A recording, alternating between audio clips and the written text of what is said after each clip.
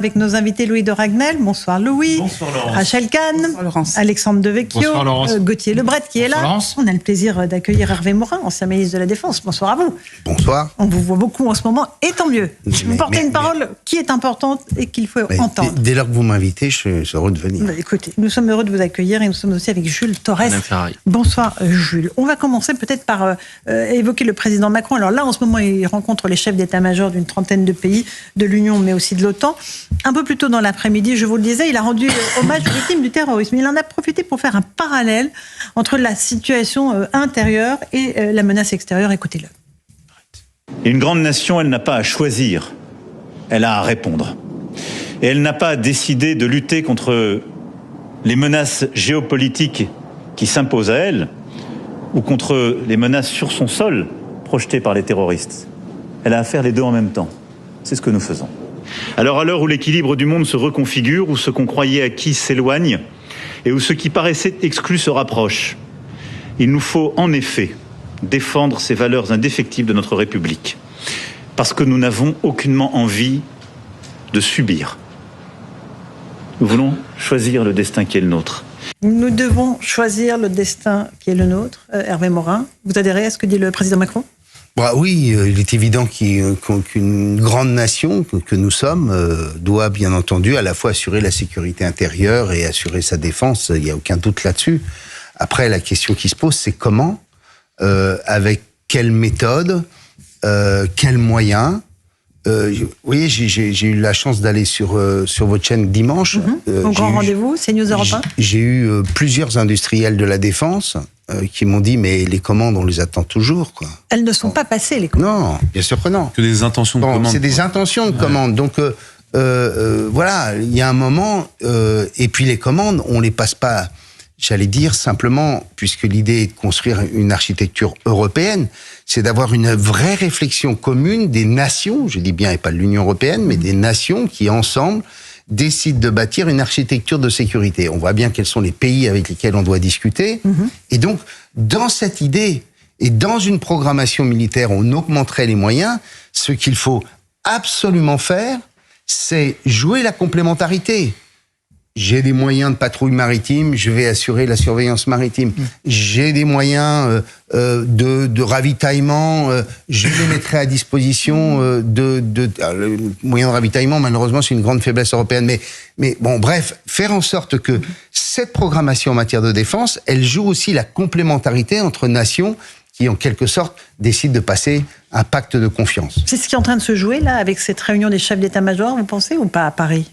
Si j'ai bien compris, la réunion des chefs d'état-major, c'est une réunion qui est chargée de faire le point sur comment renforcer la sécurité, renforcer la défense ukrainienne, si j'ai bien compris, c'est cela ? Il y a deux volets, il y a le réarmement européen et le soutien à l'Ukraine. Oui. Bon, le réarmement européen, ça passe pas d'abord par des chefs d'état-major, pardon de vous le dire, mais j'ai beaucoup d'estime pour eux. Mais ça passe d'abord par les ministres, par des chefs d'État et de gouvernement qui, dans une cadre d'une réflexion politique, décident de fixer une ambition politique. Qu'est-ce que je veux ? Quelles sont les zones d'intérêt de l'Europe ? Quelles sont les zones de responsabilité de l'Europe ? À partir de cette construction-là politique d'une ambition, quels sont les moyens que nous mettons en œuvre ? Quels sont, par exemple, quels sont les volumes de force qu'on veut projeter? Est-ce qu'on se sent capable de devoir projeter sur 2 théâtres ou un théâtre et un théâtre accessoire? Est-ce qu'on veut aller sur l'espace africain? Bien, il y a donc une seconde phase. Et ensuite, troisièmement, on met les industriels de la défense autour de la table pour dire comment on bâtit des programmes de recherche et développement pour avoir toutes les briques technologiques dont on a besoin, et enfin, des programmes d'armement autant que possible européens, et non pas d'aller chercher des avions dont on sait qu'ils peuvent être arrêtés par les Américains quand ils décident de les arrêter. Hervé Morin, est-ce que vous pensez toujours qu'il y a une politique de la peur qui est faite en France, ou est-ce que le danger est là, et il faut assumer de le dire? J'ai expliqué, j'ai dit depuis mercredi dernier que je trouvais que c'était excessivement exagéré. Charles Mignon disait la même chose que vous ce matin, chez Sonia Mabrouk. J'ai entendu. Bon, voilà, je pense que la diplomatie, ça se fait dans la confidentialité, dans dans la confidentialité de conversations qui ne sont pas ont pas besoin d'être étalées tous les jours dans la presse.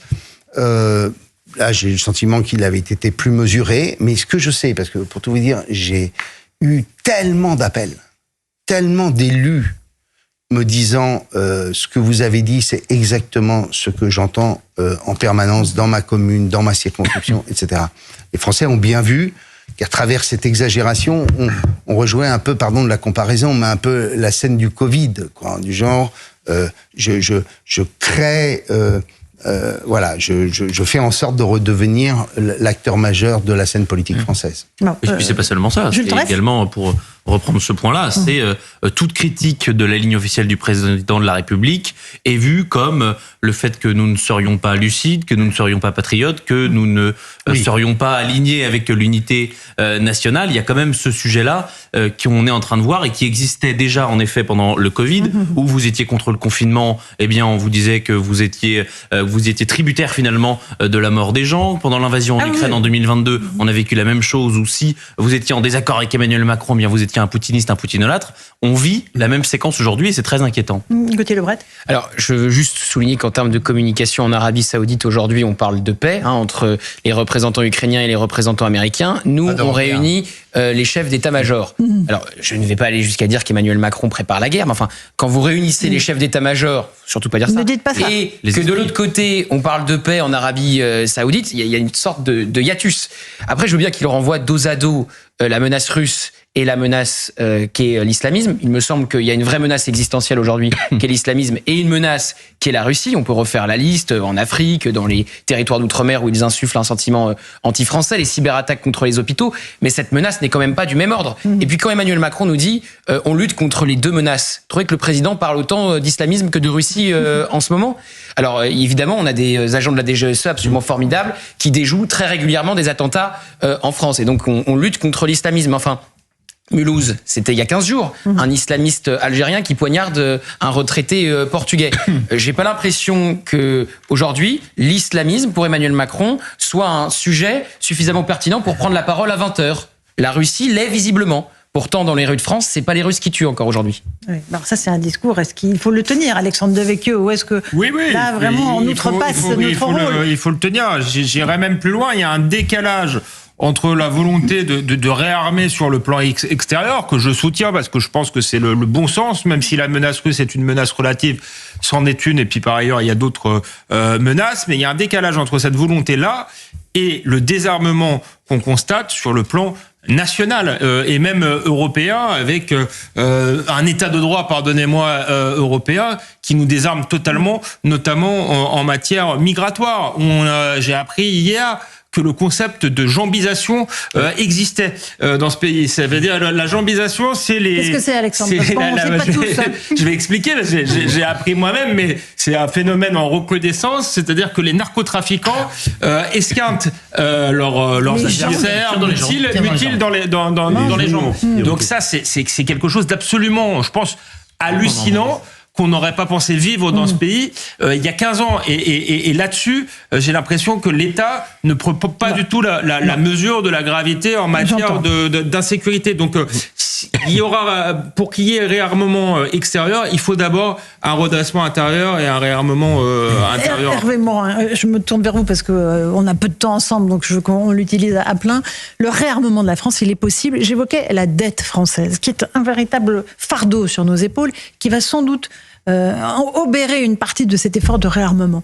Est-ce qu'il n'y a pas une responsabilité, encore une fois, de tous ceux qui ont dirigé ce pays à laisser grossir cette dette qui, de facto, même si on sort les dépenses de la défense de ce pactole-là, va nous amener quand même à être ralentis dans cet effort?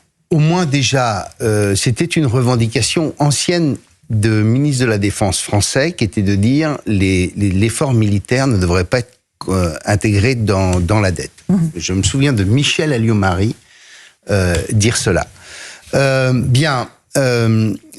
Deuxièmement, l'effort militaire, pardon, mais ça je vous le confirme, et j'attends quelqu'un qui me dise le contraire. Quand Emmanuel Macron annonce 100 milliards, ça repose sur rien. Et je me suis dit, il y a 100 milliards, il y a dû y avoir des des revues stratégiques, on a dû commencer à bâtir. Rien de tout cela. Ils viennent juste de la commencer, la revue stratégique. Et donc 100 milliards, c'est simplement le double de ce qu'on dépense aujourd'hui. C'est la seule explication qu'on peut avoir. 64 millions d'euros de remboursement de l'intérêt de la dette. Donc en clair, est-ce que c'est 100 milliards ? Probablement non. Déjà, si on fait 10, 20 ou 25 ou 30, enfin j'en sais rien, mais il faut le faire de toute façon à partir du moment où on sait exactement ce dont on a besoin et comment on bâtit cette unité capacitaire de nations européennes. Bien, deuxième point. Troisième point, là je pense que tout le monde ne va pas être d'accord autour de la table. On va voir. Mais je pense que ce serait ne pas rendre service du tout à l'effort de défense nécessaire si on mettait ça en contrepoint de la réduction de notre modèle social. Si on fait ça, je le dis, mais là c'est grave. Si on fait ça, on rompt toute capacité de bâtir l'unité nationale sur le... Donc on ne touche pas au volet social. Je dis que 30% de notre budget, c'est les dépenses sociales, 2% la bien sûr, mais je vous donne les chiffres. Mais par ailleurs, il ne faut pas le poser aujourd'hui. Mais dire qu'aujourd'hui, l'effort militaire, comme c'est soit ça, soit ça. Ça, c'est une catastrophe. C'est une catastrophe pour la capacité de la France à se dire, je vais me redresser et nous allons nous redresser, nous, Européens. Je rappelle encore que sur les 1000 milliards de dettes supplémentaires, 470 milliards, ce sont les retraites. Et on discute, là, en ce moment, on a un conclave sur les retraites. Oui. Le conclave, il est en cours. Mais oui, c'est ça. Bon, voilà. Tout le monde a quitté la table. Et de toute façon, oui, bon, d'accord. Il n'y a plus un cardinal autour de la table, mais il continue. Très bien. Hervé Morin. Bon, mais il y a au moins une chose qui est certaine, c'est que si on veut sérieusement aborder la question des retraites, il faut mettre de la capitalisation en collectif complémentaire. Si on avait, j'ai vu cette étude économique extrêmement intéressante et très sérieuse, si en 1981, on avait donné aux smicards la possibilité de faire de la retraite complémentaire, en grosso modo en disant, il y a une partie classique de solidarité et dans le même taux de cotisation, parce que bien entendu, un smicard peut pas cotiser plus, mais dans le même taux de cotisation, il y a une partie qui irait dans la capitalisation. On estime aujourd'hui que la retraite de ceux qui sont au SMIC serait de 300 € de plus par mois. Ok.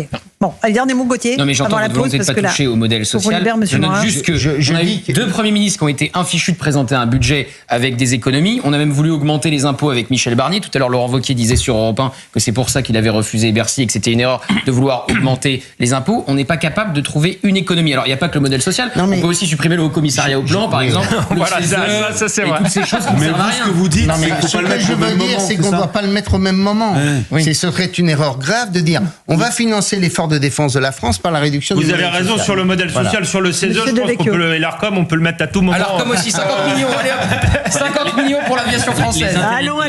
Le seul coût des intérêts de la dette en 2020. Ça coûte Monsieur Torres. Le seul coût des intérêts de la dette en 2027, ce sera 75 milliards. Donc il va falloir supprimer beaucoup d'agences de l'État si on veut arriver déjà à s'enlever ce coût-là. Mais l'heure est grave, Hervé Morin. Il faut se réarmer et il faut qu'on arrive à un accord avec nos partenaires européens. Bien sûr, il faut qu'on avance. Je vous rappelle que cette construction, c'est un autre horizon que l'horizon ukrainien. C'est un horizon, on mélange les deux.